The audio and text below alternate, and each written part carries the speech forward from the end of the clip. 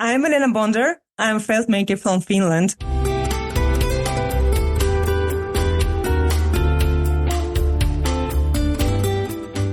Hello, I'm Chris Stafford, and this is Art, the podcast where we get to know women from around the world of visual arts. This is Season 2, Episode 18. My guest this week is the Russian-born Feltmaker Elena Bondar, who has established a second career as an artist in her adopted country of Finland. Elena taught herself the art of wool and felt making, and since 2010 she has been crafting bespoke wool paintings, infusing them, she says, with the strategic planning, self-reliance and dedication to excellence honed during her athletic career. Elena was born in the Ural Mountains near Ekaterinburg, Russia in 1981, one of two children. She has an older brother, Andrei, to parents Svetlana Moskovsky, a technology engineer, and Yuri Moskovsky, a chemical engineer. She spent a happy childhood, she says, learning crafts from her mother and grandmother before attending the School of Art in Novorossiysk for 8 years. She then turned to sports at the Secondary School for Olympic Reserves in Ekaterinburg as a specialist in physical education and sports from 1999 to 2002. Followed by the Ekaterinburg State Institute of Education for Physical Education Teaching from 2002 to 2007. In addition to music and art school, Elena also participated in sports such as volleyball and track and field. However, it wasn't until she was 16, with encouragement from her new coach, that she started taking sports seriously. Elena subsequently began a professional career as an athlete, which led to becoming the 2009 European Regaining Champion. She also competed in the 2009 World Ski Orienteering Championships in Rizutsi, Japan, and Adventure Racing World Series in South Africa, Portugal, Sweden, and Turkey. After retiring from pro sports, Elena moved to Finland, where she met her partner, Ville Rissanen, and decided to revisit her interest in art. She attended the JEDU Vocational Education Centre, Pippola, from 2015 to 2017, earning a Bachelor of Arts and Crafts degree. And she's currently undergoing specialised vocational education, specialising in industrial arts and design in Jyväskylä. As well as crafting her wool and felt making, Elena teaches art in person and online, both in Finnish and English. She lives in Pallonurmi, Finland, with her family and 3 dogs. Elena, welcome to the podcast. It's great to have you here. Thank you so much for having me. I think I found your town. It's kind of in the middle, a little bit to the south, but in the middle. Yeah, it's quite in the middle. Yeah. So is it very rural, very countryside? Yeah, it's really. So our neighbors are maybe 1 kilometer away from us. So I'm living in a forest, really. Well, do you like that solitude then and the quietness to work? Yeah, it's really nice because I like to be with my own thoughts, and I like to plan my day as I would like to plan it. So living in the nature, it's a lot of possibility to do it.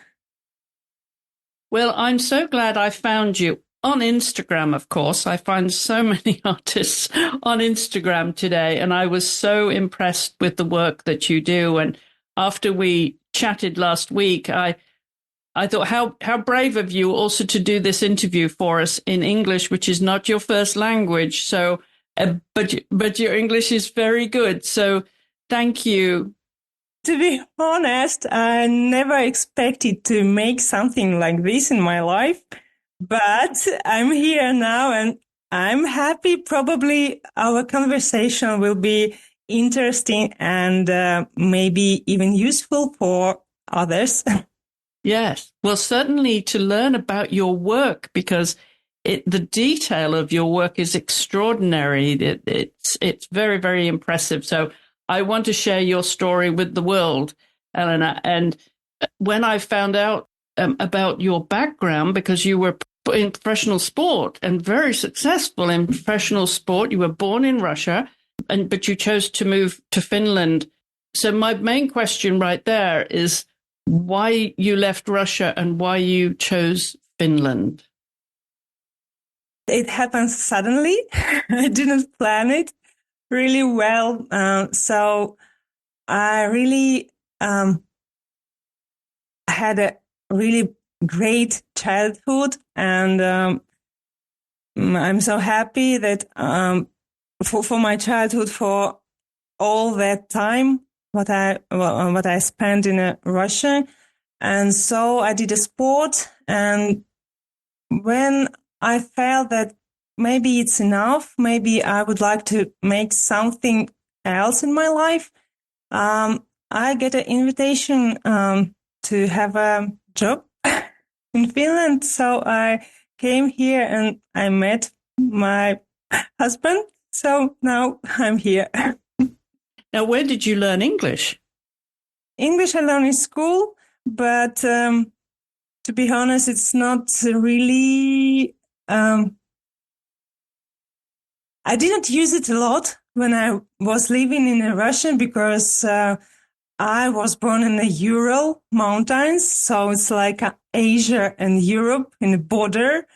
And maybe first time I saw foreign people when I was 19 years old. So, it's... And before, I didn't use the language before. As you mentioned, you were born in the Ural Mountains, which is near Ekaterinburg, which I know has a lot of sports events there, doesn't it? Yeah, it's really a lot of.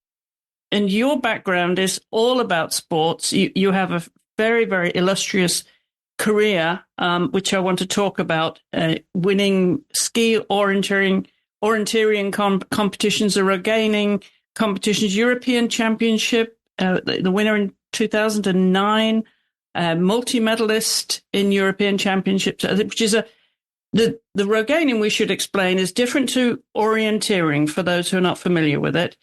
In orienteering, I think competitors have to visit control points in a specific order, don't they? Whereas in Roganing, it's in no set order. Is that correct? Yeah, you are correct. So it's also about the distance. So also in Roganing, we have control points, and we choose by our own which direction you like. Which order you prefer, like you can choose by your own. So the Roganing is a really long competition. It's a 24 hours competition. So we have you have a time to think. Yeah, you certainly do. And it's very impressive, your record in the sport. So what age were you when you started to be competitive as a child? Not really from early childhood, because when I was small, I was graduated in a music school and art school and different kinds of I would say different kind of sports, but not really orienteering. And next. Just not nothing serious, I mean. But when I was 16, I met my coach, and he invited me to have a look how it's going, the orienteering, and really I was I fall in love with this kind of sport and start to make start to train really hard. And with all my passion.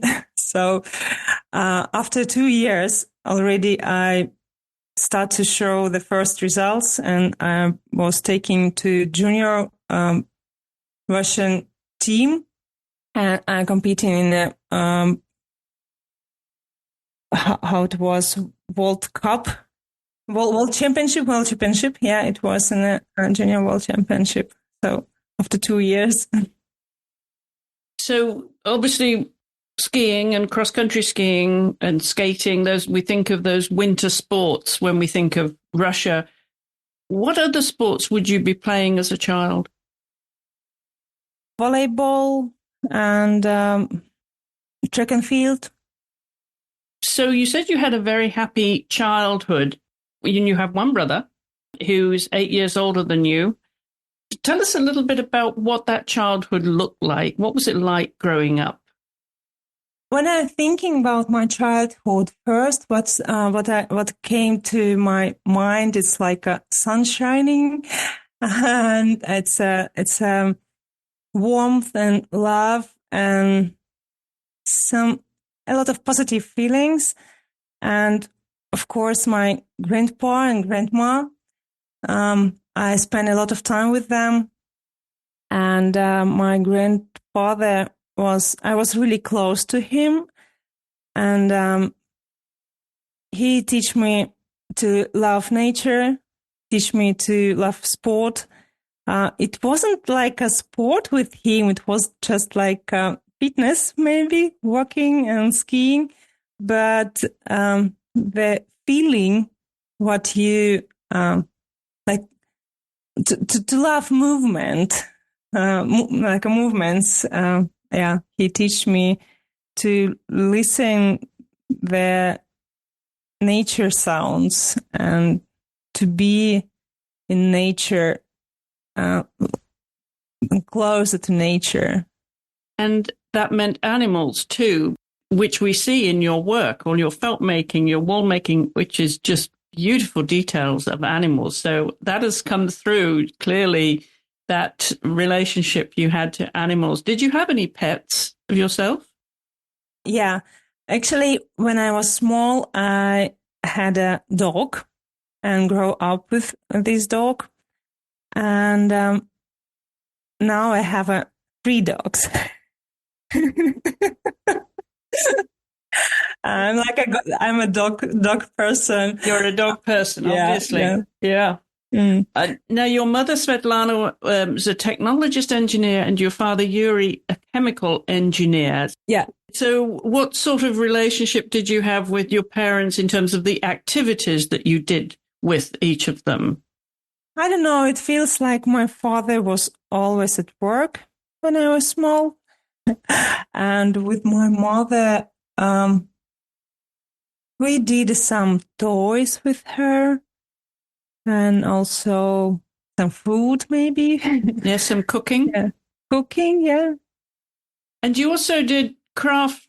Your mother and your grandmother inspired you with the needlework and taught you basic techniques of sewing and embroidery. Yeah, one of my grandmother was really talented, and she taught me a lot when I was maybe 6, 8, and 9 years old. In the summertime, I have visited her for a long time, and she teach me really hardly this kind of crafts.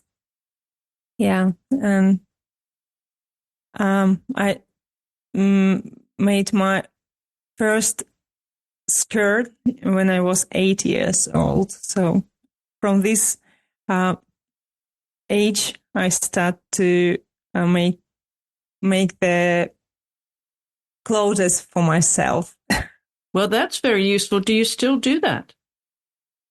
Sometimes, not too much in last years, because wool took the whole my time. But yeah, of course, if I need something, if I cannot find it from a shop, I will do it by myself. Now, you studied at the School of Art is it Novorossiysk in Russia? Yeah. It's near to Yekaterinburg. Yeah. And you learned certain skills there, obviously, in art school. And you were, for 8 years, I think you studied art. What was interesting you then? Because I know you became the professional athlete, but you obviously had an interest in the art and you learned this. As you were learning the skills. What was it about the art that fascinated you? Actually, it was I did like a lot of activities when I was small, young. So music, drawing, sculpturing, running, and everything, reading. So maybe the biggest problem for me, it was the less of the time. So I would like to express myself to different kinds of activities, but yeah, I didn't have enough time in the day. You were a very busy child. Yeah, it was really. Did you enjoy school then, Elena? Were you a good student? Maybe not too good as I would like to show now. Maybe not in school, but when I graduated from a school in a university and also on a secondary school for Olympic Reserve, yeah, I was a good student, really, because the subjects in that places really was so interesting for me, like anatomy and the psychological subjects and every stuff like this. I was really so interested in it, but not really in school. Did your parents, did they encourage you to go in any particular direction with the art or the sport? Not really sport. They was really surprised when I told them that I will graduate. I will go to like a secondary school of Olympic Reserve. They was really surprised and shocked, maybe even. But they forced me to go to the music school. Yeah, it was really tough. And for me, it was like you must go there. And yeah, even I sometimes cried and thought, I don't need it. Yeah, but 8 years graduated in it also. And when it was a time to go to art school, my mother just asked me, would you like to try? And I was like, yeah, it's something new. It's really nice to try. And yeah, and I'm really happy for that years. Also, how many years it was? Maybe 7 or 8 years I was graduating in art school. And I'm happy for myself for this reason that when I look backward, yeah, I remember that in my life I met so many really perfect teachers. They're good in their subjects also, and good like a persons, you know. And I learn a lot from my teachers, not only the subjects but also the life. And in the art school, it was a amazing teacher, and she gave me for these years a lot of and I like so much sculpturing, and I liked also drawing. And when I met the first time the wool, I met it in Finland and never before tried felting in Russian. No, and when I felt the material, I immediately fell in love with the felt because I can express from this material, from the wool, all my ambitions, all my passions. I can sculpturing, I can draw, and it feels good. Well, you must have incredible patience too. Yeah, maybe.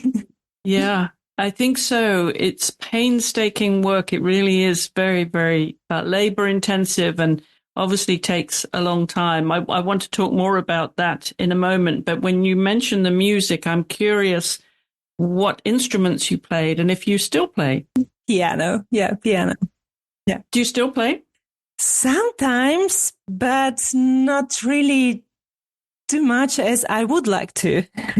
Because, the last years, I was like, maybe too much in work, maybe. And I don't have an balance. We told preview that to have a balance in a life is really good, but I need to tell maybe I don't have now this kind of balance in my life. So maybe I would like to play more or make something, but not really. But right now it's work. And of course you have 2 children and a partner. So there's all the family life as well. And also the partner has 2 daughters too. Yeah. So I have 4. Yeah. And you were telling me that most of your work is commissions. So there's also then that imperative of time. You have a deadline, I presume, or do you tell your clients that it takes as long as it takes? It's good that a customer take a make an order as early as it's possible, because I need it really depends how many weeks I like. Depends of the work, depends of the how busy I am at this time, because I can make some brooch, some really small thing, or I can make a sculpture like a 1-to-1, like a real donkey, for example. Of course, I cannot calculate the time, but it's good that customer can, if they have some day or birthday on some correct day when they would like to have, so they come to me a bit earlier, so I can put the orders in a list and make the orders without any rush. So with having a sporting background as you have, how do you incorporate that in your art? And how does that inform your art or help your art, the experience that you have from sports? It's a good question, because in first years when I start to make art, I was thinking that for sportsmen, it's not allowed to be an artist. Yeah. Firstly, I'm struggling with this thoughts that how can I be artist if I'm sportsman? And I try to find my place in this world and try to, maybe to prove this world that I deserve to be. And after years, I realized that my sports background, it really helps me in this art career, because I can plan my work. I can really make it with all my confidence. And so also because I was sportsman, I used to trust the stuff what I'm using during the sports. So I really love to have items like stuff what I'm using. It should be with a good high quality.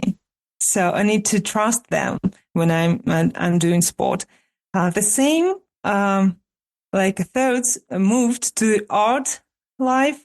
And when I do my art, I really try to make items with a good quality, and I force to make as good as I can. So I'm curious, with all your friends who were athletes competing with you, are they surprised at what you're doing now as an artist? Not really, because they knew I was planning to go to architect university after school, but my coach had another opinion. So I graduated from Olympic school, secondary school of Olympic Reserve. Yeah. So but they knew that I'm an artist too inside of my soul. And also I have drawn, always like a pencil with me in a paper and try to impress my thoughts. Don't go away. We'll be right back after this short commercial break.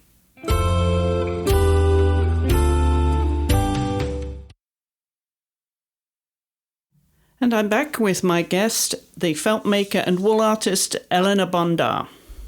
Do you paint with paints as well as with wool? Do you have time for any other artistic medium? So not really last years, but I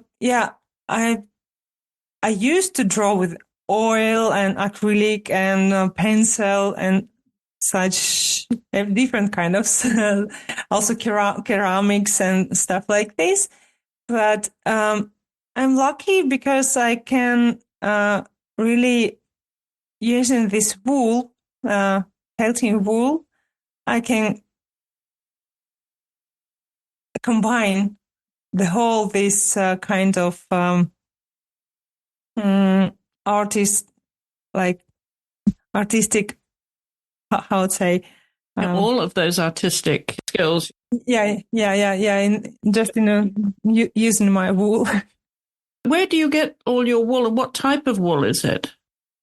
I'm using a different kind of wool from around the world, because I'm not only drawing my painting using wool, I also making sometimes clothes and boots and some stuff for interiors and like interior designers and So I used to have a different kind of type of wool. Which animals would you get the wool? Most of all, of course, from sheep wool. I use the sheep wools. Also, during these years, I try to make felt different kind of animals, and like rabbits and cats and even horses, but it's not good experience, but horses also. And of course, dogs. And really, I used a lot of dogs' hairs from customers when I making paintings and also sculptures. I'm using in this work the customers like a custom dog's hairs. Yeah. You're doing different sizes. I've seen some of your sizes getting bigger and bigger. What is the biggest you've ever done of the animals? Maybe the biggest animal, it was a donkey. It was like a real size donkey. Yeah. Maybe a bit, 1 meter higher, a bit. I don't remember, maybe 110, something like this. So, and also the dog sculpture, it was, I did last year. And also it was a really big dog, something half of me. Yeah. Did the children want to just play with these? With this dog? Well, with all of the things that you make, the sculptures, the animal sculptures, I'm wondering if children just want to steal them and play with them. I always tell that this is not like a toy because the sculpture is a piece of art, and of course it's not so durable as it should be, maybe for playing. But of course, if customer would like to have the toy for the children, of course I can make it, but it's a different technique. Yeah, and I did actually a lot of toys also, because wool is a self-cleaning material. Wool is antibacterial material. It's really it has so much good stuff. Yes, yeah, it's organic and eco-friendly. Yeah. And even when a long time ago, when child after giving a birth, child was putting in a I would say the sheep. Sheep, yes. Because it's antibacterial too. Yeah. Even it's dirty, but it's, yeah. I'm wondering where the teaching comes in then. I keep a classes in face-to-face classes and also online school. So maybe first my online course I built 6 years ago, and it started to grow and grow and grow and grow. And also I realized that really the online education, it's perfect also for felting and for like a craftsman's because when you come to class face to face, of course it's good because you can feel the teacher, can have this energy and also see how their hands moving and everything. It has a own good stuff when you face to face with the teacher, but also when you keeping like when you're studying in an online school, so you can run the video different so many times that as you need. So, and also you can always come like a back to the preview material and refresh it. And it's I'm happy for my students because they really learn a lot and they moved forward, and a lot of them selling their own art, and I'm happy for this.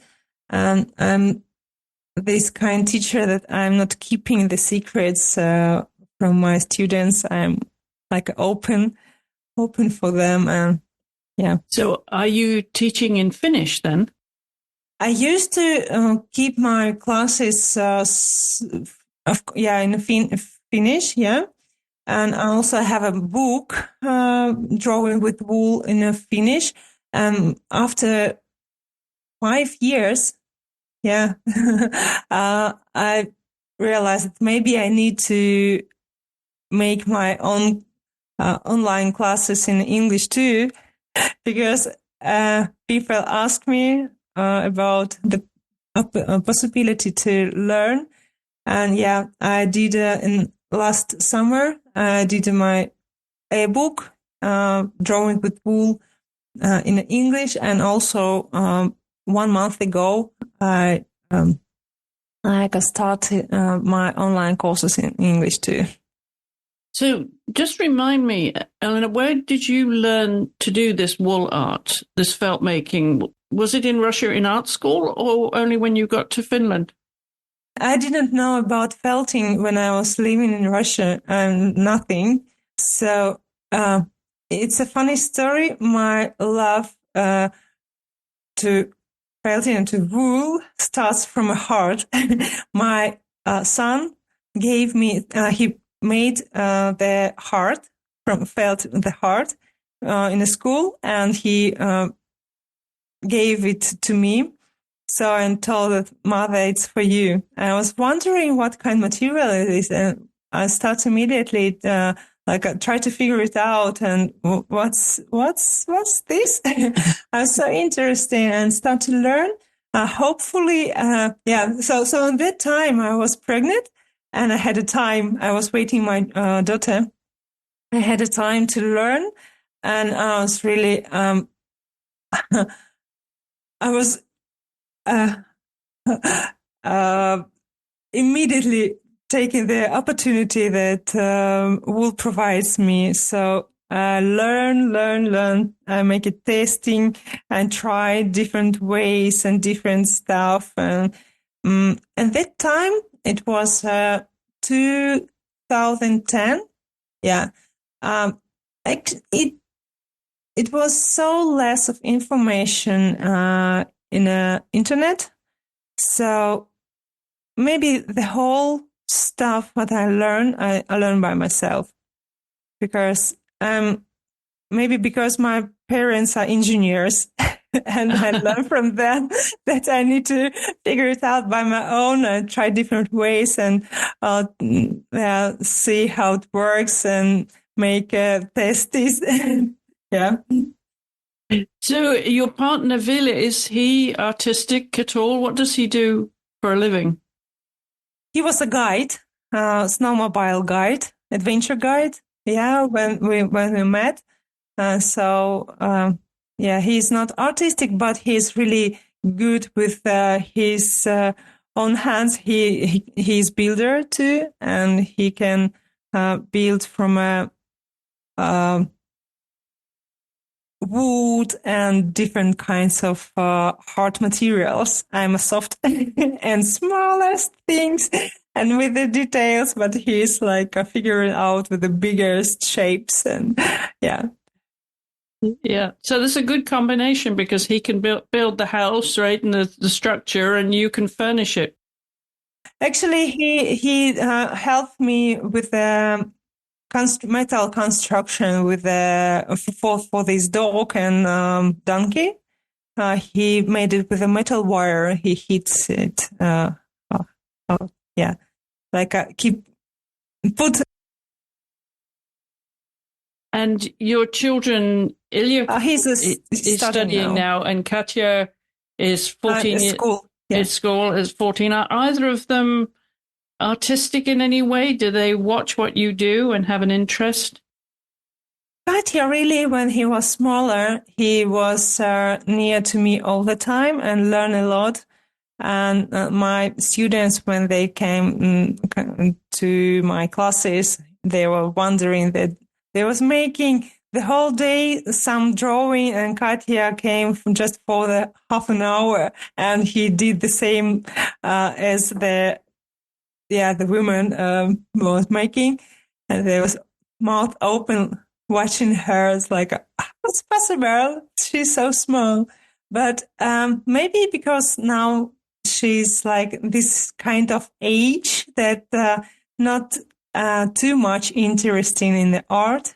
Let's see how it will be in the future. And are they interested in sport? Not really too much, but some, maybe somehow. But she's 14 now. I started my sports career when I was 16. So we have a time. We still have a time. That could come, absolutely. So now that you've built your business in felt making and wood paintings and also the sculptures, is there anything else that you can imagine that you would build this out to be? Are there other art forms? Is it a bigger studio? Is it selling in more places? What do you see as your future as an artist, or what you would like it to be, Elena? Good question. I'm thinking about it really a lot of during the last maybe 2 years. So I have a really great place, my studio, near to my house here in the forest. So I'm keeping my classes also here, and I have everything what I need as an artist in here in my studio, and it's a perfect. It works, and also the surrounding nature around. Oh, it's really so amazing. But yeah, but maybe last year I made some kind of mistake. Maybe I was trying to, as I told previously, trying to force maybe too much to be an artist, and with all my ambitions, maybe I took it too seriously, and I put my all energy into creating paintings, and I wanted to prove to everyone that I deserve to be recognized an artist, and maybe somehow famous. Well, you're also very brave. I've watched the video you sent me of you doing different sports, so you're pretty fearless as well. I'm wondering if you have any ambitions to try any other sports when you have time. Actually, I play, but I still compete in orienteering, but not to without any goals. It's like a habit. It's like just for fun. I put the whole my attention to art career, and maybe maybe it's too much, because I don't know, something was broken in last year, and I did not have as much results as I would want to have. So I tried to. So I had an exhibition in 2023 that I prepared for 6 months. As feedback was really positive. People, I tried to put the whole my passion in this paintings and all this like a saris,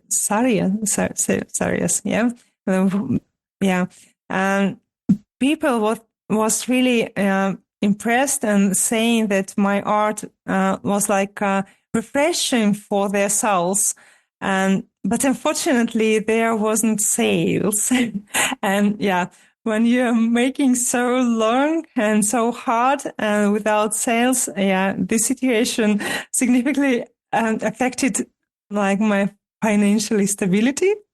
So at first, I was deeply disappointed in myself, my abilities, in also what's not so good in the world also.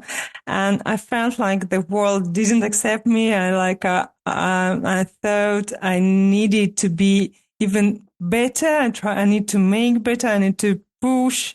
I was actually thankful that I was able to step back and realize that one exhibition doesn't define my worth. And also I understood that I had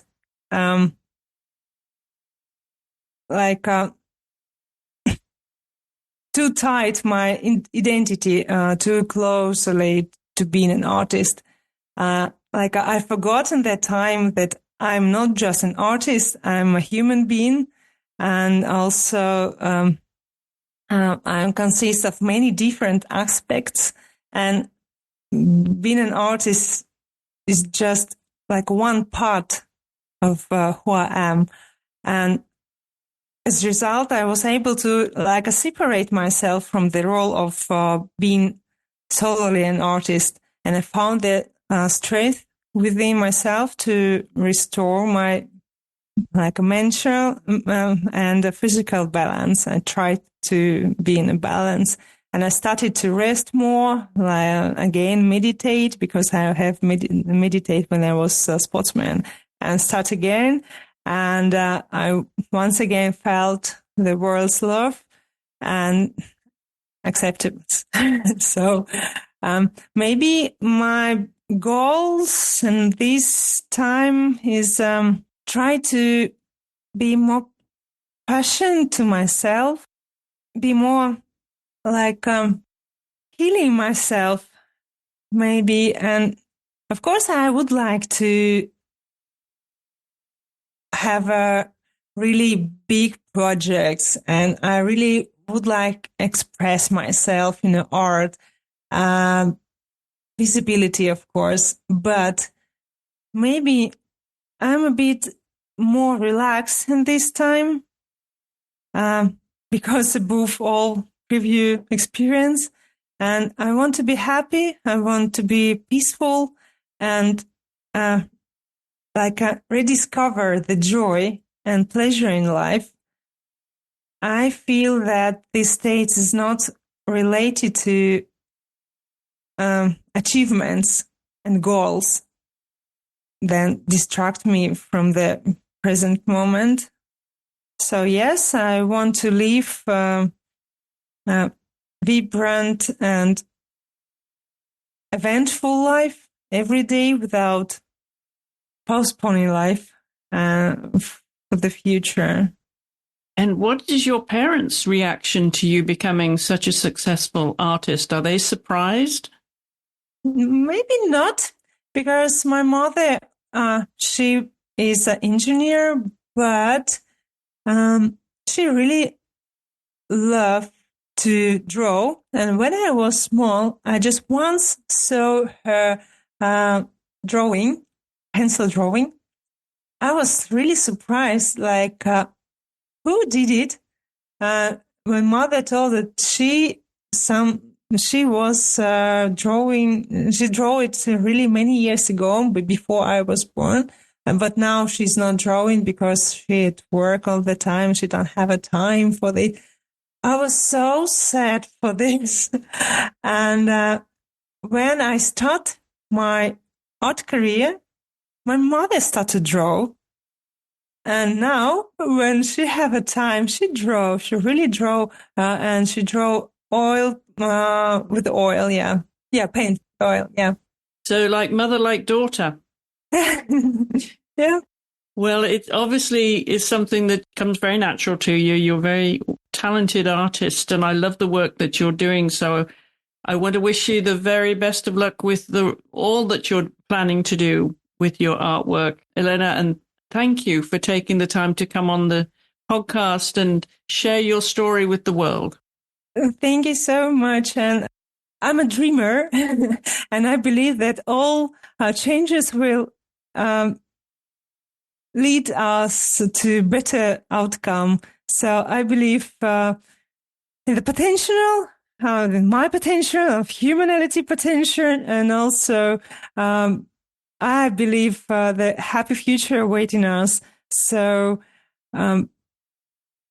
if we can open our hearts after all our dramas and be guided by love, so I believe we can go over the whole this like a troubles, but we get like a preview life and be happy. So I try to find my place in this world, and and I really would like that everybody who is listening us will be a bit happy. And also I suggest to go outside in the nature, because nature is healing us. And if during the day you have a lot of thoughts in the head, and it's like all the time, goes around and feels like it's brain spoiling. So when you go step out and look in the nature, the trees, the grass, if you have a grass, we have a snow, but also the white snow. And it's healing us, and why we are not using it. For this purpose. So if you don't have nature near to you, I know in the city it's not so easy to find, but also you can watch the pictures and paintings. Why not paintings with the nature and be a bit more happy?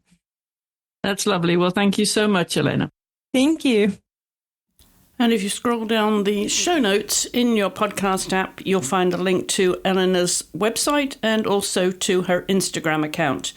And you'll also find a link to our Instagram account too. That's the AART Podcast with 2 A's. And I hope you'll share on social media and also leave your comments, questions and suggestions for guests. We always love to hear from you. As always, you can reach us via email if you prefer. That's hollowellstudios@gmail.com. My thanks again to my guest, Elena Bondar, and to you for listening. I'll be back next week when my guest will be the fine artist Michelle Usibelli, so I do hope you'll join me then.